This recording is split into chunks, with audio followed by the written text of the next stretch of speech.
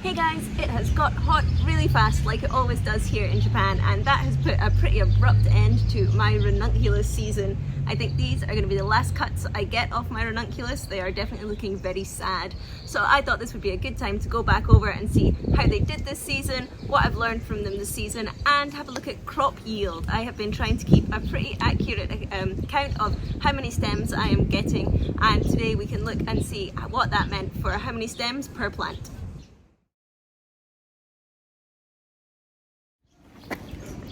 For anyone that doesn't know, my name is Peggy and I am on my third season of growing flowers here on my cut flower allotment in Kanagawa Prefecture, Japan, which is just south of Tokyo in USDA Zone 9B. Thanks for checking out my channel.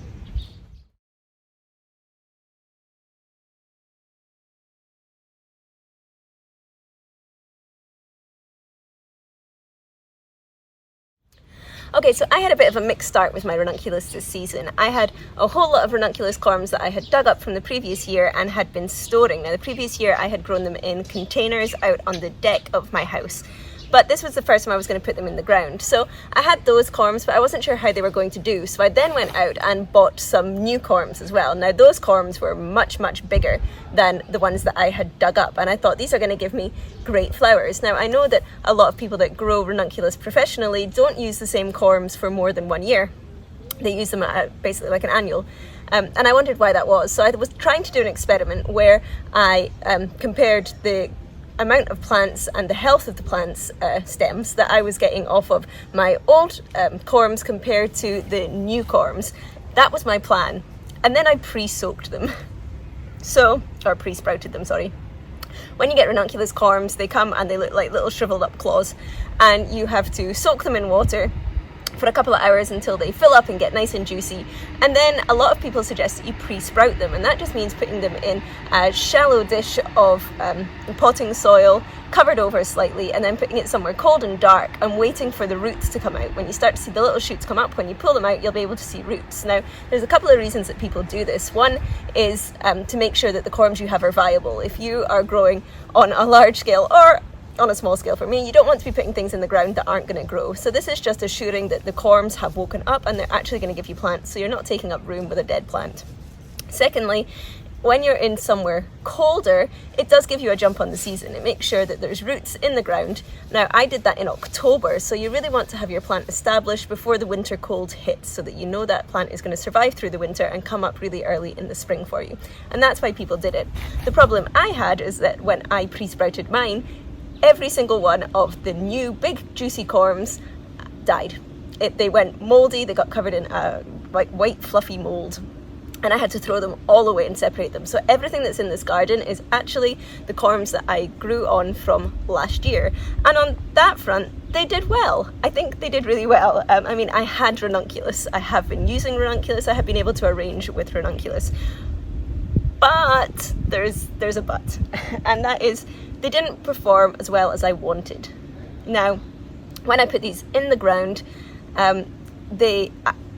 they leafed up, they looked really nice and green, and we had some really weird weather this year where we had a very mild start to winter and then a couple of cold snaps, and it killed off my freesia and it really affected my Ranunculus as well. They kind of shriveled back down, a lot of them went brown and not very nice, and I was really disappointed that what had looked like a really healthy crop then just kind of died back, and a lot of them never actually recovered from that. So when I'm looking at the crop yield, which we'll do in a second, it's a bit hard for me to do because I don't feel like all of these corms actually gave me stems. So there's a lot of little ones in there that didn't give me anything or didn't give me usable stems at all. So I think I'm only going to be counting the actual plants that were producing for me, which is a little bit off because it's not what I invested in the corms. I guess you could say if I invested in the corm, then I have to count the fact that I didn't get any flowers from it. But I think I'm just going to be counting how many flowers I got off of the plants that actually survived and produced flowers for me.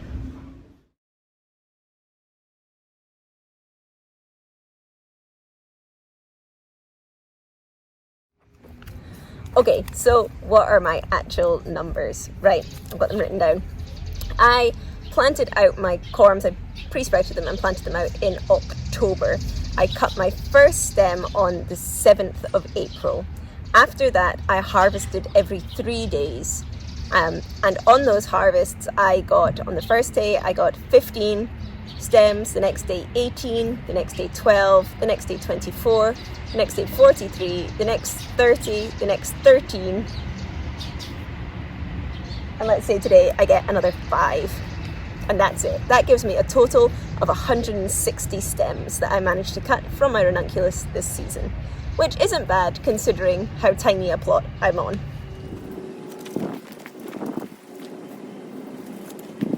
That's 80 by 180 is the space, centimeters, is the space that I have grown these ranunculus on. Okay, so on that space, 80 centimeters by 180 centimeters, I had 45 plants. Now, I planted out more than that, and there are more than that with leaves on it, but there are 45 plants that I cut at least one stem from. So 45 productive plants in that space. So if I take my 160 stems, whoo, I'm falling over. If I take my 160 stems that I managed to cut from my 45 productive plants, that gives me an average of 3.5 stems per plant. So my crop yield is 3.5. We can go and have a look and see how that pans out. So the good thing about ranunculus is that when you cut it right back down to the ground to promote big long stems coming back up, but that makes it really easy to see where you've cut it. So you can see from this plant I only actually got 2 cuts here, but from the one next to it, which is obviously a much bigger, healthier looking plant, you can see I took 1, 2, 3, 4, 5, 6, 7, 8, 9, 10, 11 cuts from that plant. So 2, 11. So although my average is 3.5, I know I can be doing better. Now, the new book that's just been put out, Flower Farming for Profitability by Lenny Larkin, which is a great book, has a small list of crop yield to kind of give you an idea. And according to her book, my ranunculus should be giving me 7 stems. That's the average on her farm, is one plant gives you 7 stems. So the plant that I cut 11 off, yay, that was like a killer plant. It was great. Just have to reproduce that for the other 45. So at 3.5, I am hitting half of what a professional flower farmer is growing, which for my 3rd year farming on a tiny area in pretty terrible conditions, I'm okay with. But I know I can do better, and that's what I'll be aiming for next year. And bigger ones. I mean, hers were a lot bigger, to be fair. I don't think that's a fair comparison. So what does that mean for me going forward? Am I going to plant ranunculus again? Yes, definitely. But, yeah, my problem is, and I've said this again and again in my videos, is that I'm really limited in what I can get in Japan. Now, this is especially true with ranunculus, which is really, really frustrating because there are actually some really big, quite famous ranunculus breeders in Japan, but they don't sell the corms to the likes of me. I'm too wee. They're not going to give them to me. I'm not entirely sure who they're selling them to because I don't see them in the shops. I'm not seeing the big fancy ranunculus necessarily being sold in the flower shops either, so I'm not entirely sure what they're doing with those corms, but they're not giving them to me anyway. So I am really limited in what I can get. And that means quite a lot of the time I'm left growing things that I don't really want to grow. You know, I see like the salmon rose ranunculus. I want one of them. And instead I get traffic lights. You know, I've got the reds and the yellows and the oranges, which, you know, when I've got nothing else, I'm not going to complain that I've got flowers. That's great. But they're not necessarily the flowers that I want to be growing. So going forward, will I keep growing them? Yes, so that when I can get my hands on some nicer corms, I know what to do with them and I know how to get the best out of them. So they'll definitely be back next year. Hopefully I'll be able to find some nicer varieties, but they will definitely be back. Having said that, learning from this year, I'm not going to pre-sprout them. Now obviously I will soak them. You have to soak your corm to wake them up and get them nice and juicy and hydrated. But in my climate, where we have a really mild winter, I don't think I need to pre-sprout them. And I lost so many of them that this year through the mold that I think I'm just going to get rid of that step altogether. And I'm just going to put them straight in here when they're plump and they're ready to go. I am going to be planting them closer together. Just checking how close I actually put these ones. 1, 2, I seem to have put 4 plants in one row. And my rows aren't very wide. I think at this end my garden tapers, so this end's slightly narrower than that end. So I think that's only about 60 centimetres, but they just didn't fill out this year, and I've ended up with a lot of gaps, which means this has been one of the weediest spots of my garden so far. And they're tricky weeds that kind of look a bit like ranunculus, and you're not quite sure, am I about to pull out a ranunculus or is that actually a weed? It's not just that I go in and blindly pull everything out, you've actually had to pay attention to what you're pulling out. So that's been one issue. So I think I might try planting them closer together. Now that might come back to bite me if I end up with much healthier plants next year, but I'm hoping that I should be able to get a few more in. So yeah, I'm not going to be pre-sprouting them. I'm going to be planting them closer together to try and stop with weeds, but as well as that, I'm going to cover them.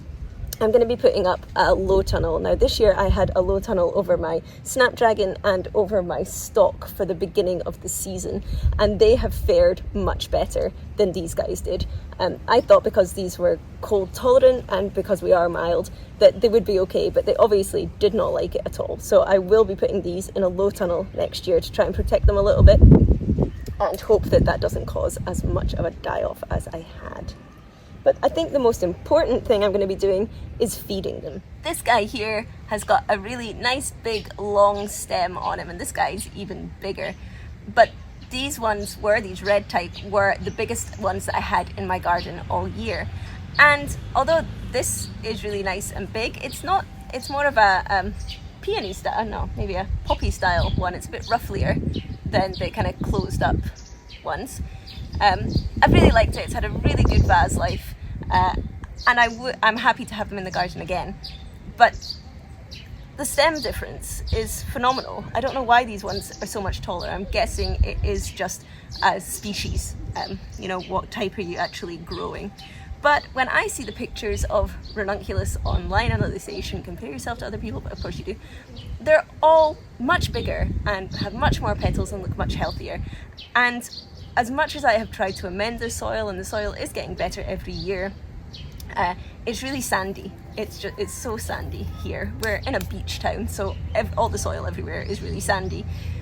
And I've been adding organic material to it, but it doesn't seem to be improving as much as I would like it to. And so one thing I am going to have to get better at is feeding my plants. Now this is completely new to me.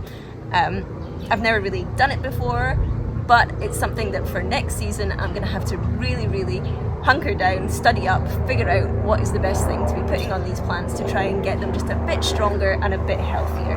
Now obviously with the dieback they would have become a weaker plant anyway, so hopefully just getting the low tunnel on them and not pre-sprouting them, I'll have a healthier plant to start with, and that will give me longer, stronger stems with bigger flowers.